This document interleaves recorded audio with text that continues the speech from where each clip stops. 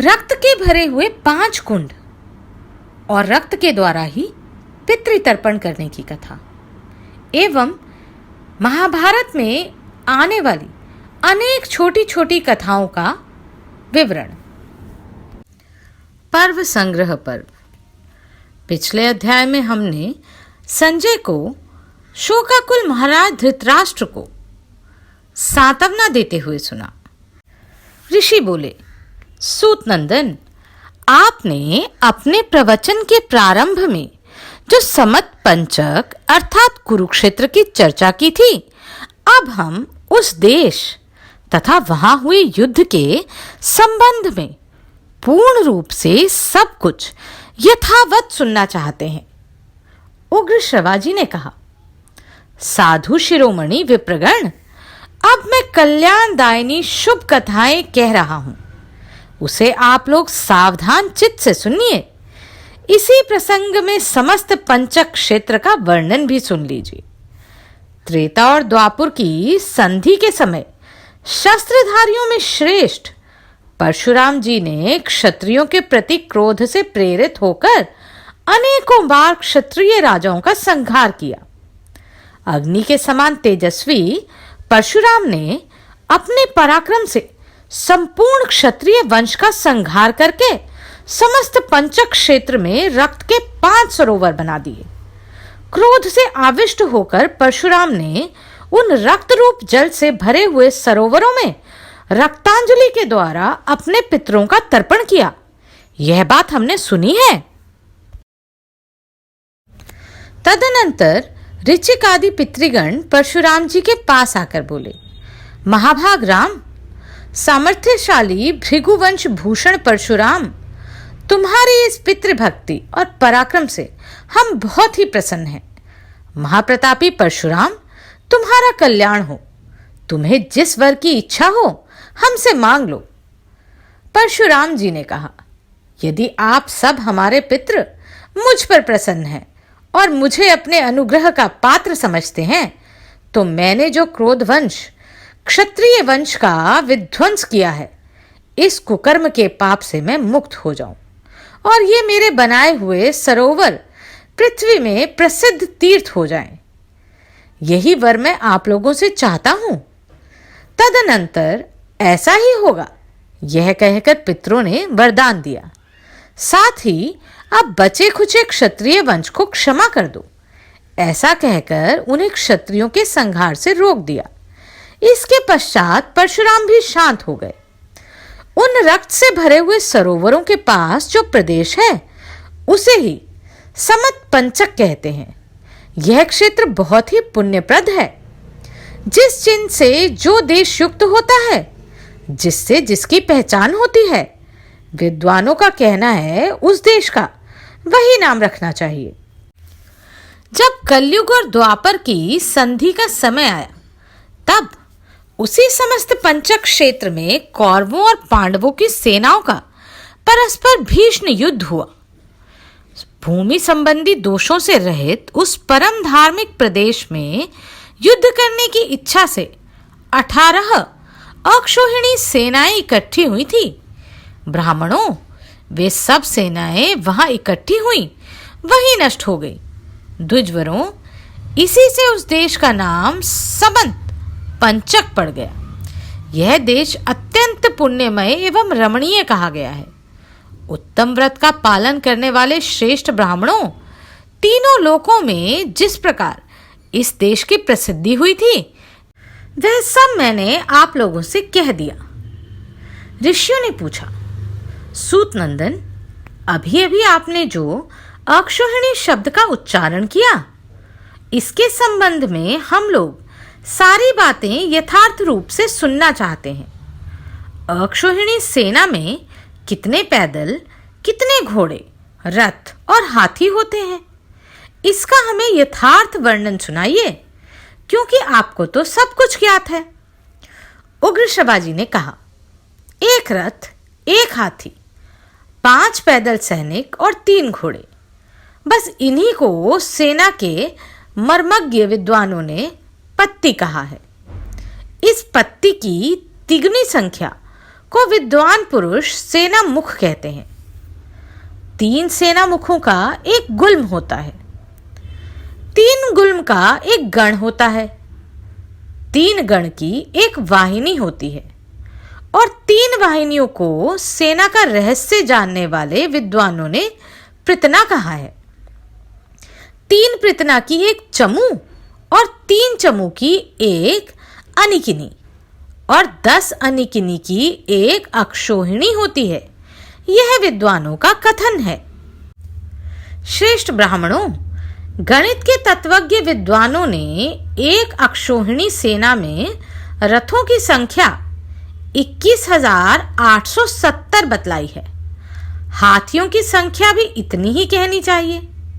निष्पाप ब्राह्मणों, एक अक्षोहिणी में पैदल मनुष्यों की संख्या 1,09,350 जाननी चाहिए। एक अक्षोहिणी सेना में घोड़ों की ठीक ठीक संख्या 65,610 कही गई है। तपोधनों, संख्या का तत्व जानने वाले विद्वानों ने इसी को अक्षोहिणी कहा है, जिसे मैंने आप लोगों को विस्तार पूर्वक बताया। श्रेष्ठ ब्राह्मणों, इसी गणना के अनुसार कौरव पांडव दोनों सेनाओं की संख्या 18 अक्षोहिणी थी।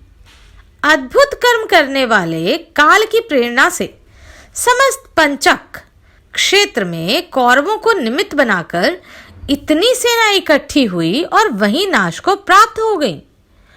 अस्त्र शस्त्रों के सर्वोपरि मर्मज्ञ भीष्म पितामह ने 10 दिनों तक युद्ध किया। आचार्य द्रोण ने 5 दिनों तक कौरव सेना की रक्षा की।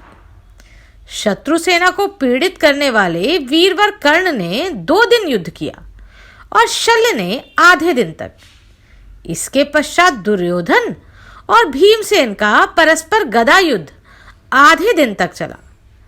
18 दिन बीत जाने पर रात्रि के समय अश्वत्थामा, कृतवर्मा और कृपाचार्य ने निशंक सोते हुए युधिष्ठिर के सैनिकों को मार डाला। शौनक जी, आपके इस सत्संग सत्र में मैं यह जो उत्तम इतिहास महाभारत सुना रहा हूं, यही जन्मेजय के सर्प यज्ञ में व्यास जी के बुद्धिमान शिष्य वैशंपायन जी के द्वारा भी वर्णन किया गया था। उन्होंने बड़े बड़े नरपतियों के यश और पराक्रम का विस्तार पूर्वक वर्णन करने के लिए प्रारंभ में पौष्य, पौलम और आस्तिक इन तीनों पर्वों का स्मरण किया था। जैसे मोक्ष चाहने वाले पुरुष पर वैराग्य की शरण ग्रहण करते हैं, वैसे ही प्रज्ञावान मनुष्य अलौकिक अर्थ, विचित्र पद, अद्भुत आख्यान और भांति भांति की परस्पर विलक्षण मर्यादाओं से युक्त इस महाभारत का आश्रय ग्रहण करते हैं। जैसे जानने योग्य पदार्थों में आत्मा प्रिय पदार्थों में अपना जीवन सर्वश्रेष्ठ है, वैसे ही संपूर्ण शास्त्रों में परब्रह्म परमात्मा के प्रतिरूप प्रयोजन को पूर्ण करने वाला यह इतिहास श्रेष्ठ है। जैसे भोजन किए बिना शरीर निर्वाह संभव नहीं है, वैसे ही इतिहास का आश्रय लिया बिना पृथ्वी पर कोई कथा नहीं है। जैसे अपनी उन्नति चाहने वाले महत्वाकांक्षी सेवक अपने कुलीन और सद्भाव संपन्न स्वामी की सेवा करते हैं, इसी प्रकार संसार के श्रेष्ठ कवि इस महाभारत की सेवा करके ही अपने काव्य की रचना करते हैं। जैसे लौकिक और वैदिक सब प्रकार के ज्ञान को प्रकाशित करने वाली संपूर्ण वाणी स्वरों एवं व्यंजनों में समाई रहती है, वैसे ही लोक परलोक एवं परमार्थ संबंधी संपूर्ण उत्तम विद्या बुद्धि इस श्रेष्ठ में इतिहास में भरी हुई है। यह महाभारत इतिहास ज्ञान का भंडार है। इसमें सूक्ष्म से सूक्ष्म पदार्थ और उसका अनुभव करने वाली युक्तियां भरी हुई हैं। इसका एक एक पद और पर्व आश्चर्यजनक है तथा यह भेदों के धर्ममय अर्थ से अलंकृत है। अब इसके पर्वों की संग्रह सूची सुनिए। पहले अध्याय में पूर्वानुक्रमणीय और दूसरे में पर्व संग्रह। इसके पश्चात पौष्य, पौलम, आस्तिक और आदि अंशावतरण पर्व हैं। तदनंतर संभव पर्व का वर्णन है जो अत्यंत अद्भुत और रोमांचकारी है। इसके पश्चात जतुग्रह अर्थात लाक्षा भवन दाह पर्व है। तदनंतर हिडिंबवध पर्व है, फिर बकवध और उसके बाद चैत्ररथ पर्व है। उसके बाद पांचाल राजकुमारी देवी द्रौपदी के स्वयंवर पर्व के तथा क्षत्रिय धर्म से सब राजाओं पर विजय प्राप्ति पूर्वक वैवाहिक पर्व का वर्णन है। विदुरागमन राजलभ्य पर्व, तत्पश्चात अर्जुन वनवास पर्व और सुभद्रा हरण पर्व है। इसके पश्चात हरणाहरण पर्व है, पुनः खांडव दाह पर्व है। इसी में मय दानव के दर्शन की कथा है। इसके बाद क्रमशः सभा पर्व, मंत्र पर्व, जरासंध वध पर्व और दिग्विजय पर्व का प्रवचन है। तदनंतर राजसूय, अर्घाभिरण और शिशुपाल वध पर्व कहे गए हैं। इसके बाद क्रमशः द्यूत और अनुद्यूत पर्व है। तत्पश्चात वन यात्रा पर्व तथा किरमीर वध पर्व है। इसके बाद अर्जुना अभिगमन पर्व जानना चाहिए और फिर कैरात पर्व आता है, जिसमें सर्वेश्वर भगवान शिव तथा अर्जुन के युद्ध का वर्णन है। तत्पश्चात इंद्रलोक अभिगमन पर्व है, फिर धार्मिक तथा करुणोत्पादक नालोपाख्यान पर्व है। तदनंतर बुद्धिमान कुरुराज का तीर्थ यात्रा पर्व है, जटासुर वध पर्व और उसके बाद यक्ष युद्ध पर्व। इसके पश्चात निवात क्वच युद्ध और आजगर और मार्कंड्य समस्या पर्व क्रमशः कहे गए हैं। इसके बाद आता है द्रौपदी और सत्यभामा के संवाद का पर्व। इसके अनंतर घोष यात्रा पर्व है। उसी में मृग स्वप्नोद्भव और बृहद्रौणिक उपाख्यान है। तदनंतर इंद्रद्युम्न का आख्यान और इसके बाद द्रौपदी हरण पर्व है। उसी में जयद्रथ विमोक्षण पर्व है। इसके बाद पतिव्रता सावित्री के पतिव्रत का अद्भुत महात्म्य है और इसी स्थान पर रामोख्यान पर्व जानना चाहिए। इसके बाद क्रमशः कुंडलाहरण और आरण्य पर्व कहे गए हैं। तदनंतर विराट पर्व का आरंभ होता है, जिसमें पांडवों के नगर प्रवेश और समय पालन संबंधी पर्व हैं। इसके बाद कीचक वध पर्व, गोग्रहण पर्व तथा अभिमन्यु और उत्तरा के विवाह का पर्व है। इसके पश्चात परम अद्भुत उद्योग पर्व समझना चाहिए। इसी में संजययान पर्व कहा गया है। तदनंतर चिंता के कारण धृतराष्ट्र के रात भर जागने से संबंध रखने वाला प्रजागर पर्व समझना चाहिए। तत्पश्चात वह प्रसिद्ध सनत सुजात पर्व है, जिसमें अत्यंत गोपनीय आध्यात्म दर्शन का समावेश हुआ है। इसके पश्चात यान संधि और भगवद यान पर्व है। उसी में मातली का उपाख्यान, गालव चरित्र, सावित्र, वामदेव तथा वैन्य उपाख्यान, जामदग्न और षोडश राजिक उपाख्यान आते हैं। फिर श्री कृष्ण का सभा प्रवेश, विदुला का अपने पुत्र के प्रति उपदेश, युद्ध का उद्योग, सैन्य निर्माण तथा विश्वोत्थान, इनका क्रमशः उल्लेख किया गया है। इसी प्रसंग में महात्मा कर्ण का विवाद पर्व है। तदनंतर कौरव एवं पांडव सेना का निर्याण पर्व है। तत्पश्चात रथातीरथ, संख्या पर्व और उसके बाद क्रोध की आग प्रज्वलित करने वाला उल्लुक दूतागमन पर्व है। इसके बाद ही अंबोपाख्यान पर्व है। तत्पश्चात अद्भुत भीष्मा अभिषेचन पर्व कहा गया है। इसके आगे जम्बूखंड विनिर्माण पर्व है।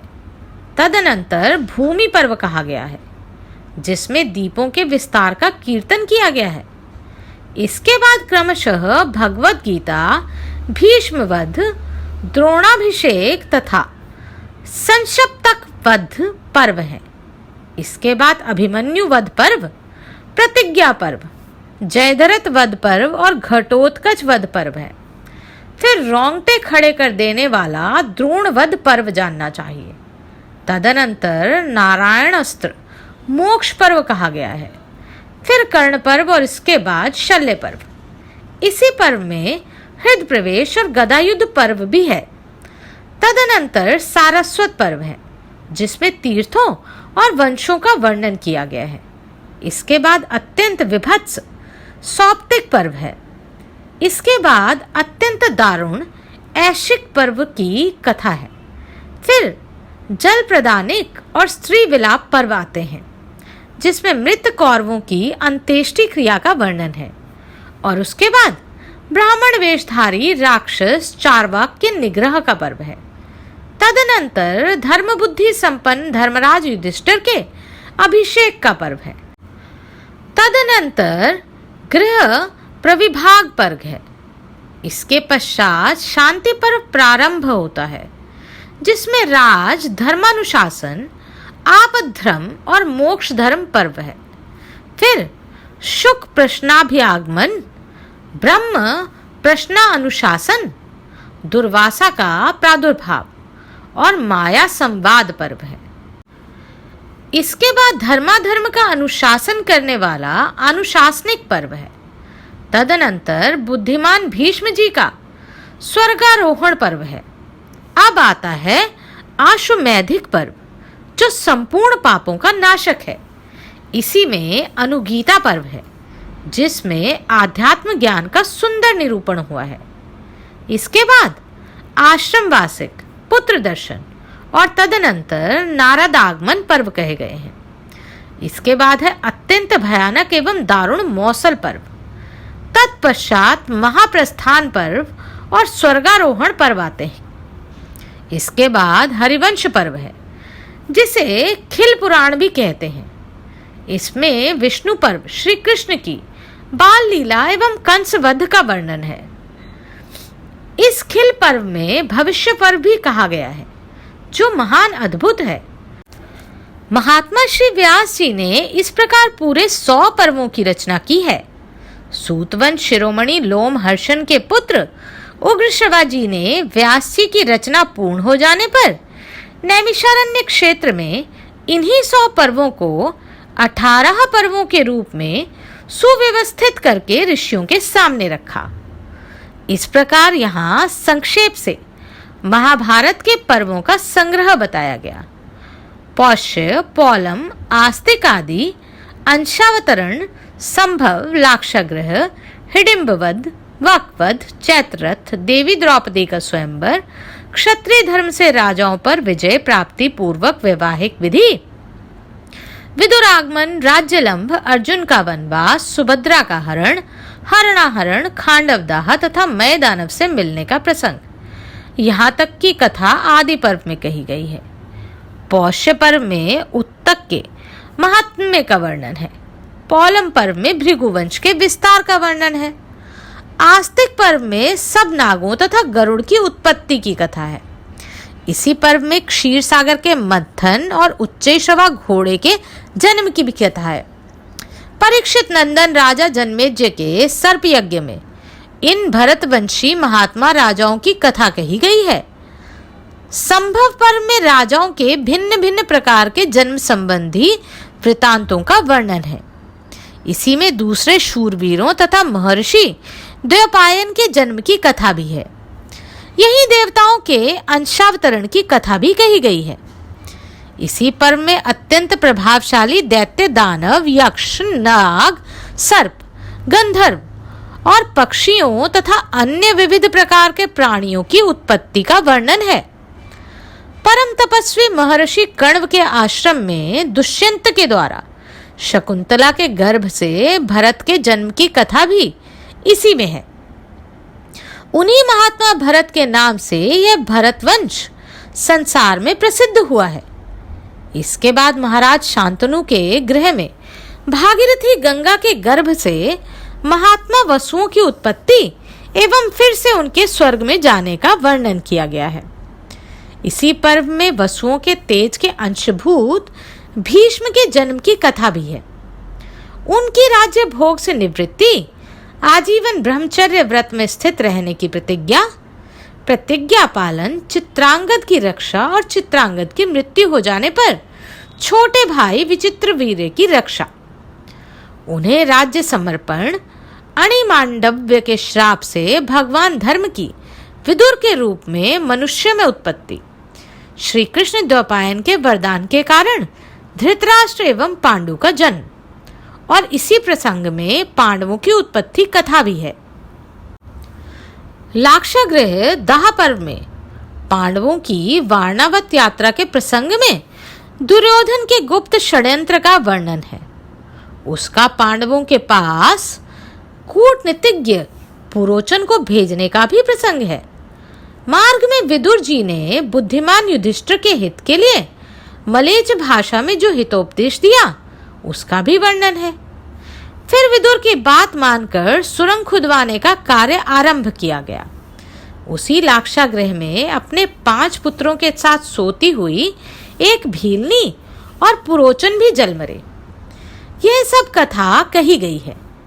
हिडिंब वध में घोर वन के मार्ग से यात्रा करते समय पांडवों को हिडिंबा के दर्शन, महाबली भीमसेन के द्वारा हिडिंबासुर के वध तथा घटोत्कच के जन्म की कथा कही गई है। अमित तेजस्वी महर्षि व्यास का पांडवों से मिलना और उनकी आज्ञा से एक चक्रा नगरी में ब्राह्मण के घर पांडवों के गुप्त निवास का वर्णन। वहीं रहते समय उन्होंने बकासुर का वध किया, जिससे नागरिकों को बड़ी भारी आश्चर्य हुआ। इसके अनंतर कृष्णा, द्रौपदी और उसके भाई धृष्टद्युम्न की उत्पत्ति का वर्णन है। जब पांडवों को ब्राह्मण के मुख से यह संवाद मिला, तब वे महर्षि व्यास की आज्ञा से द्रौपदी की प्राप्ति के लिए कौतूहलपूर्ण चित्त से स्वयंवर देखने पांचाल देश की ओर चल पड़े। चैत्रथ पर्व में गंगा के तट पर अर्जुन ने अंगारपर्ण गंधर्व को जीतकर उससे मित्रता कर ली और उसी के मुख से तप्ती वशिष्ठ और औरव के उत्तम आख्यान सुने। फिर अर्जुन ने वहां से अपने सभी भाइयों के साथ पांचाल की ओर यात्रा की। तदनंतर अर्जुन ने पांचाल नगर के बड़े बड़े राजाओं से भरी सभा में लक्ष्य भेद करके द्रौपदी को प्राप्त किया। यह कथा भी इसी पर्व में है। वहीं भीमसेन और अर्जुन ने रणांगण में युद्ध के लिए सनद्ध कौशांध राजाओं को तथा शल्य और कर्ण को भी अपने पराक्रम से पराजित किया।